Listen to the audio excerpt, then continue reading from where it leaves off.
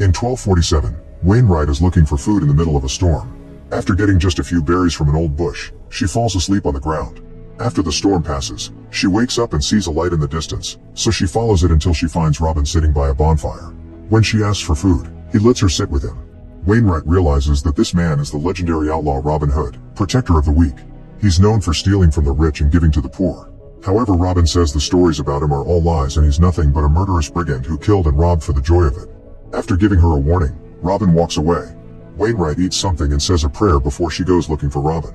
She finds him sleeping next to another bonfire and gets ready to attack him, but he reveals he's awake and tackles her first. He quickly slashes her neck and watches her bleed as he realizes she wanted revenge because he killed her relatives. Robin points out the mistakes she made before stabbing her to kill her. The next morning, Robin buries Wainwright's body next to all the other people who have failed to kill him. Later, while Robin is washing up in the river, he's approached by his old friend Little John. After sharing that all the other members of their gang are dead, John asks Robin for help. He explains that 10 years ago, he killed a farmer and took his identity. Since then, he's been living on the farm with his wife and daughter.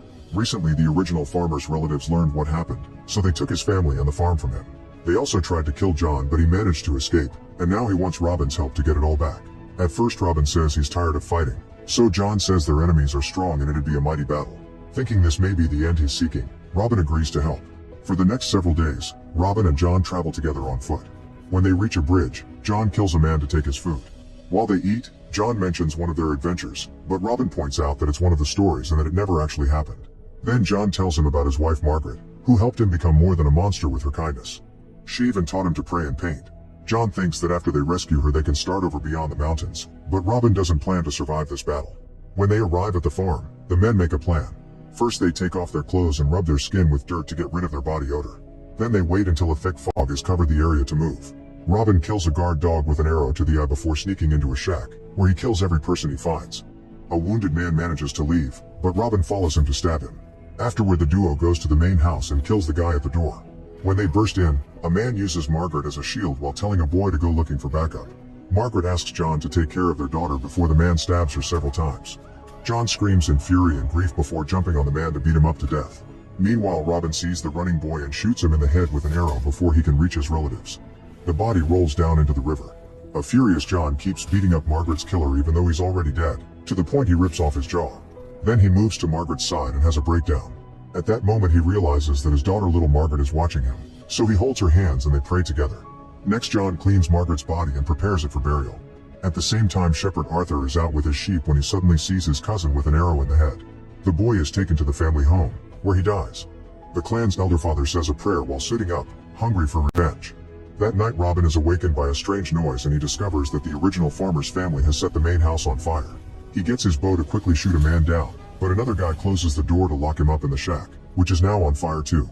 Robin tries to push the door open to no avail, so he instead stabs the man's hand through the wood. Then Robin comes out coughing because of the smoke, but he still manages to pull the man's hand through the blade. When Robin tries to crawl away, the man pushes his face into the mud, so Robin grabs his split hand and pulls the halves to make him roll in pain. Then Robin tries to finish him, only for the guy to stab him with a knife a few times. Robin steals the knife to stab him in return before killing him by inserting a torch into his mouth. At that moment, John comes out of the main house with little Margaret. After dropping the girl, he goes back inside for his wife's body, ignoring Robin's warnings. Suddenly, the elderfather shows up, announcing he wants John's and little Margaret's life as reparation for the relatives he lost. Robin immediately confronts him and a vicious fight ensues. Both men keep attacking each other without mercy and it seems that the elderfather has the upper hand. After stealing the man's knife, Robin tries to stab him in the head, but the elderfather blocks it and his arm gets stabbed instead. Then the elderfather knocks Robin down and breaks his leg with his mace. He also hits him in the back, but before he can smash his head too, John appears behind him and kills him first. The next day, John and Margaret take Robin away on a cart. Robin stays unconscious most of the time, but he remembers the pain of having his wounds closed with a burning iron. The group takes a boat to reach an island and John drops Robin off at a monastery. He can't stay because the rest of the farmer's family will probably come after him, so he and Margaret leave while Robin passes out at the sight of a strange figure. When Robin wakes up, he's comfortable on a bed. Sister Bridget comes to check on him and explains he was unconscious for 6 days. She also explains that John sealed his wounds correctly but his broken bones will take a while to recover. When Bridget asks for his name, he gives her a fake one. While she changes his bandages and treats him with bloodletting, Bridget reveals that the past few days of feverish Robin asked her to let him meet his end and she apologizes for not respecting his wish. That night, the strange figure appears in Robin's room. This strange guy has his whole body covered in bandages including his face, and he warns Robin that he better not put the monastery in any danger. A few days later, Robin can finally walk again and he practices around his room under Bridget's careful watch. When he's strong enough to open the door, she lets him go out. Robin looks around the area and finds a kind community living together in harmony. Bridget tells Robin that he must help if he wants to stay longer, so he promises to hunt some animals. Afterward, Robin goes to the shore and finds a boat, but he isn't strong enough to push it into the water. The mysterious man sees him and calls him out for trying to escape. In the daylight, Robin realizes that this man is a leper. After sharing some philosophy about God and taking it easy to recover, the leper explains he's in charge of the boat and uses it to transport people who aren't strong enough to row. However, he refuses to take Robin, saying he must first pay his debt with the monastery. In the afternoon, Robin makes a bunch of arrows and a bow. Then he goes to the forest, only to discover he can't use the bow because his body hasn't recovered enough yet. At that moment, a kid comes to tell him that the leper has brought someone new. Robin rushes to the shore and is shocked to find little Margaret, who immediately runs to hug him and informs him that John is dead. The next day in the forest, Robin catches a rabbit using a trap. He notices Margaret watching him from behind a tree, so he steps on the rabbit's neck to kill it, causing Margaret to run away. When Robin returns to the monastery, he asks the leper about his past and the trip with Margaret, but instead of answering, the leper teaches him about the fruits they're growing. Later, Bridget changes Robin's bandages and tells him that Margaret won't sleep, eat, or speak. Robin shares the kid's name and that her parents are dead, but he doesn't give Bridget any details. She immediately can tell he's lying, but she still offers to pray for Margaret's parents. Robin gives her John's fake name and she recites a beautiful prayer in his memory. One afternoon, Robin hears some screaming and discovers a bleeding child while Margaret is running with a knife. Bridget tries to stop her, but Margaret is fast enough to escape. Now the whole community has to go looking for her. On the beach, Robin finds some footprints and follows them into a cave where Margaret is sleeping with a knife in her hand. When Robin wakes her up, she points the blade at him, but he easily takes it from her. He asks her who hurt her, but Margaret doesn't answer. Next, he asks if she was followed and Margaret shakes her head. She doesn't speak until Robin makes her say his name and she mentions the fake one, getting Robin's approval. However, he becomes very angry when Margaret asks who little John is, telling her that a cat will rip off her tongue if she ever says that name again. Robin takes Margaret back to the monastery and Bridget expresses her gratitude. She shares the story behind the monastery's foundation and admits she believes it has power. Robin thinks giving stories power is dangerous because it makes men do terrible things. Then they check on Margaret and finally convince her to eat. A few mornings later, Robin is helping the leper, who reveals he doesn't have much time left. At that moment, Robin sees smoke on the mainland, so the leper leaves to pick up another person. In the afternoon, Robin teaches Margaret how to clean a rabbit, but he gets distracted by the leper's return. The person he's brought is Arthur, who has lost an eye. While Bridget takes care of him, Robin introduces himself with a fake name. Arthur doesn't recognize him and shares that he was attacked while he was looking for his niece, which Robin finds suspicious. Later, Robin teaches Margaret how to use a bow in the forest. He asks her if she knows Arthur or if she knows the men who hurt her father, but Margaret explains that her papa made her run. She asks for her father's name, but Robin refuses to say it and distracts her by telling her how to fix the bow she made. Margaret would rather have one made by him, so Robin agrees to get her one. One night, Robin sees Bridget leave the monastery and decides to follow her. She enters a cave where she burns some incense before getting busy with her hand.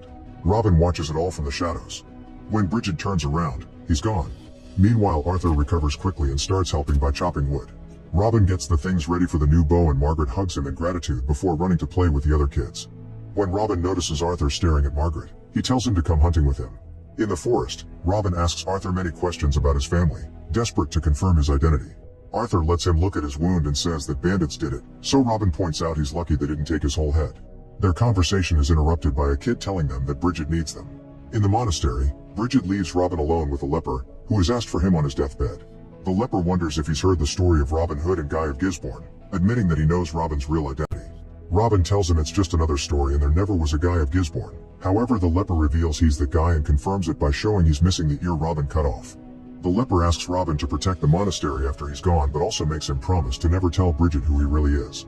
That afternoon, the community holds a funeral for the leper. Determined not to let anyone from his past ruin this peaceful place, Robin says goodbye to Bridget before sailing to the mainland with Arthur under the excuse they have someone to pick up. On the beach, Arthur notices there's nobody around, so Robin says they shall wait. Then Robin points out that Arthur is lying about his name, so the boy admits that his real name is Godwin. Robin explains that he killed many people in the past, but the violence never stops because the relatives of his victims keep coming after him and he has to kill them as well. The cycle of revenge is nothing but a curse. Godwin has a breakdown as he admits he doesn't want to kill Margaret, but he has to do it for his clan. Robin tells him he should be with his family and appreciate his life instead of killing for them, so he wants Godwin to run away or he'll murder him first. Godwin leaves without another word. When Robin returns to the monastery, he decides to tell Bridget his real name, calling himself a monster. Devastated by this revelation, Bridget walks away without saying anything and doesn't hear Robin's apology. To avoid falling into despair, Robin stays busy by running to the woods and killing a wild boar. He spends the rest of the day cleaning it. That night, Robin tells Bridget that he'll leave if she wants him to. Bridget only makes him get in bed to continue his treatment. His arm bleeds into a pot and Bridget doesn't cover the wound, so Robin wonders if she's finally killing him. After some hesitation, Bridget bandages his arm and leaves. Later, Bridget paints everyone's faces so they can celebrate their food around the fire. However, she ends up returning to the room and reveals that it was Robin who killed her family. Her house was set on fire and her husband wrapped himself around her children, but they all died in the end. Drowning in guilt, Robin doesn't say anything. Then Bridget returns to the cave to have a breakdown in private. Meanwhile, Margaret tries to check on Robin, who won't speak or open the door to her. After he falls asleep, he dreams that John is in the room with him. John promises he'll rescue Robin and Margaret from the monastery before sharing stories about his wife. The dream ends when an arrow goes through John's head, and Robin sees himself shooting it. In the morning, Robin searches for Bridget and tells her he's ready to meet his end. Bridget points out that she owes this life of helping people to his crimes, which doesn't feel right. She's never killed anyone before and she's only supposed to help people, so Robin assures her that his death would equal helping him. They return to the room and Bridget starts the treatment, but this time she doesn't stop the bleeding. At that moment, Robin sees Margaret at the door, so he tells her John's real name and shares the story of how they met on a bridge decades ago. When Bridget starts having second thoughts and tries to cover his arm, Robin stops her. Then he makes Margaret promise that she'll never tell anyone who her father is, otherwise revenge seekers will come for her. When Margaret comes closer, Robin gives her the brand new bow and guides her on how to use it. As Margaret shoots an arrow, Robin takes his last breath. Make sure to subscribe and turn on notifications so you can watch more videos like this. Thanks for watching.